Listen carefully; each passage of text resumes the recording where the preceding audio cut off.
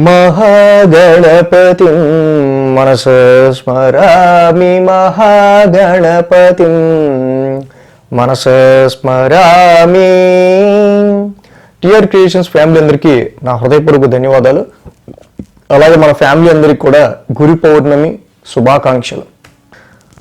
So ఈ వారం major ట్రాన్సిటల్ changes వస్తే 17వ తారీఖు నుంచి కూడా ఇక్కడ మనకి రవి యొక్క సంచారం మారుతూ ఉంది. గురువారం నుంచి కూడా రవి కర్కాటకంలోకి వస్తూ ఉన్నారు.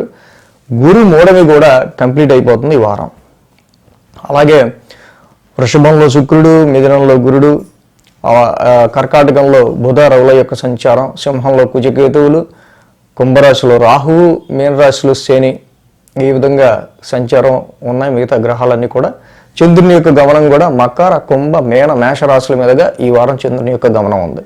ఈ యొక్క చంద్రుని యొక్క గమనం ఆధారంగా మిగతా గ్రహాల గ్రహస్థితి ఆధారంగా ద్వాదశ రాశుల వారికి ఈ వారం ఎలాంటి ఫలితాలు ఉండబోతున్నాయి అనేది చూద్దాం. కుంభరాశి వారికి సంబంధించిన వారం. కుంభరాశి వారికి చతుర్థంలో శుక్రుడు, పంచమంలో గురుడు, షష్టమంలో బుధుడు. సో ఈ రాశి వాళ్ళకి యోగిస్తూ ఉన్నారు. రవి కూడా షష్టమంలో యోగిస్తూ ఉన్నాడు. 4 గ్రహాల యొక్క అనుకూలత కుంభరాశి వారికి యోగిస్తుంది. ముఖ్యంగా ఇక్కడ శుక్రుని యొక్క సంచారం మనం అద్భుతంగా చెప్పుకోదగింది.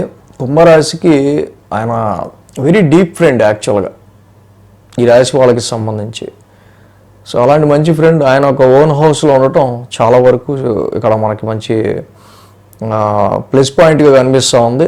అర్ధాష్టమంలో ఈ యొక్క శుక్రుడి యొక్క సంచారం అటు ఏలినాటి శని ఇంకా ఇతరితర ఎన్నున్నా కూడా ఎప్పుడైతే 4th హౌస్లో శుక్రుడి యొక్క సంచారం ఉందో మీ యొక్క మానసిక ప్రశాంతతకి, మెంటల్ పీస్కి మాత్రం చక్కగా మంచి పాజిటివ్ మార్క్స్ వేయచ్చు మనం. అలాగే కంఫర్ట్ లెవెల్స్ కావచ్చు, మదర్కి సంబంధించి కావచ్చు, పేరెంట్స్ హ్యాపీనెస్కి సంబంధించిన విషయాల్లో, అండ్ ఏదైనా ఫిక్స్డ్ అసెట్స్ స్థిరాస్తులకి సంబంధించిన విషయాల్లోనూ, వాహనాలకు పరమైన విషయాల్లోనూ, డొమెస్టికల్ కంఫర్ట్కి సంబంధించిన విషయాల్లో చాలా పాజిటివ్ రిజల్ట్స్ కుంభరాశి వారికి కనిపిస్తున్నాయి. అలాగే దీంతో పాటుగా పంచమంలో గురుడు. ఎప్పుడైతే పంచమంలో గురుడు ఉన్నారో ఈ రాశి వాళ్ళకి సంబంధించి మేజర్గా పంచమంలో గురువు గారి యొక్క సంచారం చాలా అద్భుతమైన సంచారం. After a long time 13 years తర్వాత ఇన్వెస్ట్మెంట్స్ హౌస్లోకి సంతానపరమైన విషయాల్లో చాలా మంచి రిజల్ట్స్ ఇవ్వాలి గురుడు. కానీ ఇక్కడ గురుమూఢం ఏదైతే ఉందో రవి యొక్క కంబషన్ హస్తంగత్వం వల్ల గురుడు ఇవ్వాల్సిన శుభత్వాన్ని ఇవ్వకపోవడం. అంటే ఈ వారం నుంచి రవి కూడా షష్టమ స్థానంలోకి వస్తున్నారు. చతుర్థంలో శుక్రుడు అనుకూలం, పంచమంలో గురుడు అనుకూలం చక్కగా, అలాగే షష్టమంలో రవి బుధులు అనుకూలం.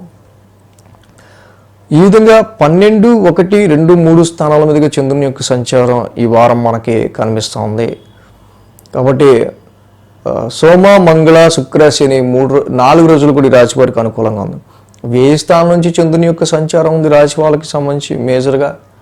సో ఇక్కడ ఆరోగ్య పరిస్థితుల రీత్యా మాత్రం కొంచెం కేర్ తీసుకోవాల్సిన అవసరం ఉంది. ఎందుకంటే ఈ రాశి వాళ్ళకి సంబంధించి కుంభరాశి వాళ్ళకి మెయిన్గా ఏలినాటి శని, పైగా రాశిలో రాహు ఉండటం, ఎంతో సలపరంతగా ఉండటం ఎక్కువ, ఇలాంటి ఎఫెక్ట్స్ మాత్రం ఈ రాశి వాళ్ళకి కనిపిస్తూ ఉంటాయి ఎక్కువ. సోమ, మంగళవారాల్లో చూస్తే రాశిలోనే రాహు యొక్క సంచారం, చంద్రుడి యొక్క సంచారం కూడా కనిపిస్తూ ఉంది. సో ఏవేవో ఆలోచనలు చివరి నిమిషంలో మాత్రం రాంగ్ డెసిషన్ అనేది తీసుకునే ఆస్కారాలు ఎక్కువ ఉంటాయి. సో కాబట్టి సోమ, మంగళవారాల్లో వచ్చే ఆలోచనల్లో ఏదైతే ఫ్లక్చువేషన్ ఉందో ఆ ఫ్లక్చువేషన్ అలాగే ఉంచండి. దట్ ఆరోగ్యపరంగా మీ కాన్ఫిడెన్స్ లెవెల్స్ పరంగా కొంచెం స్టెబిలైజ్ చేసుకోవడానికి ఎక్కువ ట్రై చేయాల్సిన అవసరం కుంభరాశి వాళ్ళకి కనిపిస్తూ ఉంది. బుధ, గురువారాల్లో చూస్తే కనుక ఈ రాశికి మెయిన్గా ఏంటంటే 2వ స్థానంలో చంద్రుని యొక్క సంచారం, ఏలినాటి శని నడుస్తుంది ఆల్రెడీ. సో ఫ్యామిలీ పరమైన విషయాలకి సంబంధించిన విషయాలు ఎక్కువ ఇన్వాల్వ్ అవుతారు. ఫైనాన్షియల్గా మనం ఇంకా ఎలా సంపాదించాలి, ఫైనాన్షియల్ మార్గాలు ఏంటి, ఆర్థిక పరమైన విషయాల్లో ఎక్కువ దీనికి సంబంధించి ఆలోచన ఎక్కువ ఉంటుంది. సో అలాగే మెయిన్గా ఏంటంటే కుటుంబపరమైన విషయాల్లో ఈ యొక్క శని యొక్క సంచారం ఏదైతే ఉందో మేజర్గా ఈ రాశి వాళ్ళకి సంబంధించి కొంతవరకు కూడా ఫ్యామిలీ అండ్ ఫైనాన్షియల్ విషయాల్లో చిన్నపాటి రెస్ట్రిక్షన్ లాంటివి ఎక్కువ ఉంటూ ఉంటాయి. సో అలాగే ఇందాక చెప్పినట్టు ఇంటేకింగ్ ఆఫ్ ఫుడ్, ఆరోగ్యపరమైన విషయాల్లో ఇంటేకింగ్ ఆఫ్ ఫుడ్, తీసుకునే ఫుడ్ విషయంలో కూడా కొంచెం కేర్గా ఉంటూ ఉండాలి. శుక్ర, శనివారాలు చూస్తే వారాంతానికి 3వ స్థానంలో చంద్రుని యొక్క సంచారం. ఇక్కడ 3వ స్థానంలో చంద్రుని యొక్క సంచారం జరుగుతూ ఉంది. అలాగే ఆ రాశ్యాధిపతి కుజుడు 7వ ఉన్నాడు. సో ఈ రాశికి మెయిన్గా ఏంటంటే పరాక్రమ స్థానంలో చంద్రుని యొక్క సంచారం బాగా యోగిస్తుంది. సో చాలా వరకు మంచి విల్ పవర్తో శుక్ర శనివారాల్లో ఏదైనా టాస్క్లు ఆఫీస్కి సంబంధించిన కార్యకలాపాలు వాటి విషయాల్లో చాలా మంచి స్ట్రాంగ్ మైండ్తో ముందుకెళ్తారు. బట్ సప్తమంలో కుజికేతువులు ఏదైతే ఉందో ఇక్కడ మెయిన్ పాయింట్ మనకి అనవసరమైన గొడవలు, అనవసరమైన డిస్టర్బెన్సెస్ అనేవి మీ యొక్క వెరీ క్లోజ్ రిలేషన్స్ నుంచే వస్తూ ఉంటాయి. సో ఈ పరంగా ఇక్కడ మ్యారిటల్ లైఫ్ పార్ట్నర్తో కావచ్చు, లేకపోతే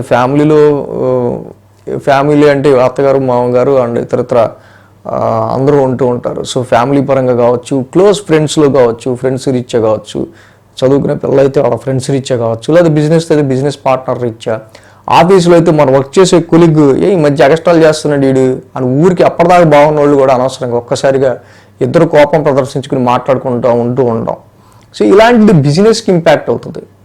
అలా క్లోజ్ రిలేషన్స్కి అంటే ఆడు మాట్లాడబోతే మనకేం పోతుంది, వాడితో మనకి పెద్ద డీలింగ్స్ ఏం లేవుగా అన్న విషయాల్లో పర్వాలా. కానీ బిజినెస్ పరంగా, ఫ్యామిలీ పరమైన విషయాల్లో, లైఫ్ పార్ట్నర్తో ఇలాంటి విషయాల్లో అయితే కొంచెం కేర్ తీసుకుంటూ ముందుకెళ్ళాలి. ఏలినాడ్సిని కూడా నడుస్తూ ఉంది కాబట్టి ఇక్కడ.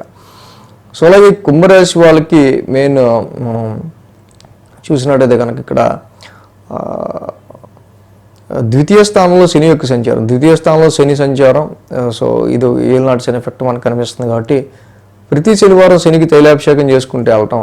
సప్తమంలో కుజికేతువుల యొక్క సంచారం, మ్యాచెస్ చూసే విషయాల్లో అంతలోనే బాగుంది అనిపించినా కూడా ఆ తెలివి ఒప్పుకున్నాం అనవసరంగా అని చెప్పి అనవసరంగా క్యాన్సిల్ చేసుకోవటం, ఇలాంటివి ఏమన్నా ఉంటే ముందే ఆలోచించుకోవాలి.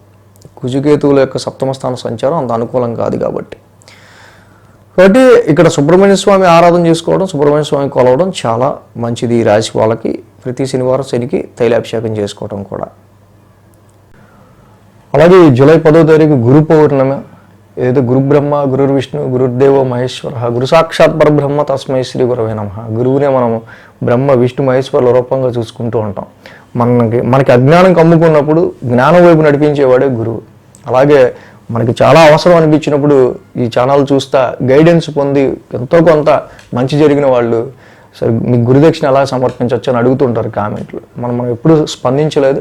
బట్ ఈ గురు పౌర్ణమి రోజున గురువులను సత్కరించుకోవడం, కృతజ్ఞత చూపించడం అనేది కొంచెం ఆనవాయితీ. బట్ ఎవరన్నా అలాంటి వాళ్ళు దక్షిణ సమర్పించాలనుకుంటే సబ్స్క్రైబ్ బటన్ పైన డిస్క్రిప్షన్లో మోర్ ఉంటుంది కదా, అక్కడ ఎలాగ సమర్పించవచ్చు అనేది ఇవ్వటం జరుగుతుంది. ఆ విధంగా మీరు మీ కృతజ్ఞతను చాటుకోవచ్చు. ఈ వీడియో కనుక మీకు నచ్చినట్లయితే లైక్ చేయండి, షేర్ చేయండి. మరిన్ని అప్డేట్స్ కోసం సబ్స్క్రైబ్ చేయడం మాత్రం మర్చిపోకండి.